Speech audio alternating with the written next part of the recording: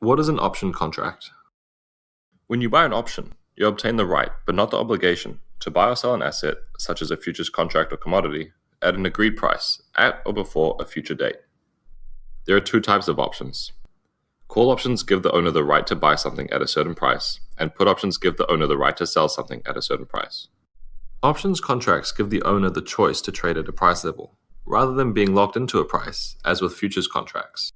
For example, the owner of a put option has the ability to protect against a decline in prices below a certain price level, while still having the opportunity to benefit if the prices rise above it. Whereas the owner of a call option has the ability to protect against a rise in prices above a certain price level, while still having the opportunity to benefit if the prices fall below it. However, this right does not come for free, and requires what is called a premium, which is paid upfront to the option seller. In this way, individual option contracts are similar to insurance. Premium is paid to insure against price movements against the owner. Options contracts terms are standardized across all terms except for premium, for easy exchangeability. There are four key components of options trading. The underlying asset of an option is what is delivered if the option is exercised. This could be shares or other financial instruments, commodities, or a futures contract. Strike price is the price you pay or receive for the underlying asset when you exercise your option. Expiry date. This is the date at which all unexercised options expire. There are a range of different expiring months to choose from. Premium. Option buyers pay an upfront price for purchasing an option known as the premium.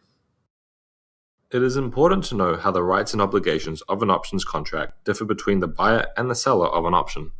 The buyer has the right to trade at the strike price, whereas the seller has the obligation to trade at that price should the buyer request it. So the buyer can opt to use the contract at their discretion or walk away, whereas the seller must trade at that price should the buyer exercise their right to trade.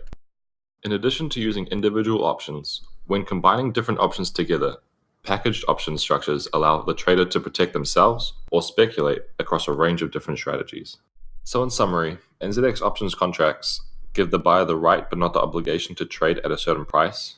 Premium is payable from the buyer to the seller. There are two types of options, calls and puts. Like futures, the terms are standardized and the option contracts are tradable on an exchange.